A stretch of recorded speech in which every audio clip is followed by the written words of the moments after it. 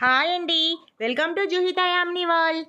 ఈరోజైతే నేను శ్రావణ మాసం షాపింగ్ అయితే స్టార్ట్ చేశానండి. నేను కుక్కడపల్లిలో ఆర్కే కలెక్షన్స్కి వెళ్ళానండి షాపింగ్కి. చూడండి, టైము మార్నింగ్ 11:30 12 మధ్యలో ఉంది, అంతే అండి. ఒక్కసారి చూడండి షాప్లో జనాలు ఎట్లా కిటకిటలాడుతున్నారంటే అట్లా కిటకిటలాడుతున్నారండి. ఆ జనాల దెబ్బకి మా హస్బెండ్ ముఖం అయితే వాలిపోయిందండి పాపం.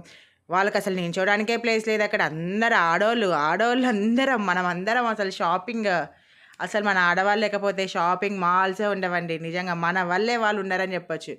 అసలు ఎంతమంది జనాలండి.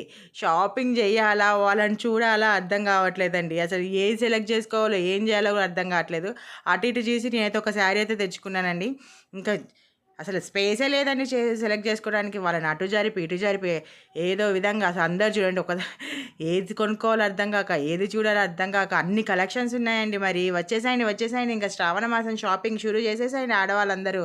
మీకు నచ్చిన షాప్కి వెళ్ళి, ఇంకా మనకు వ్రతాలే ఉన్నాయి, ఇదే మంచి మూమెంట్ అండి మనం షాపింగ్ చేసుకోవడానికి.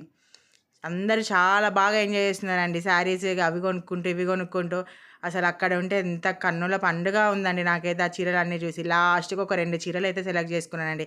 ఇంకా అంతకంటే ఎక్కువ షాపింగ్ చేయలేకపోయినానండి. అసలు స్పేసే లేదు సెలెక్ట్ చేసుకోవడానికి, నించోడానికి కూడా.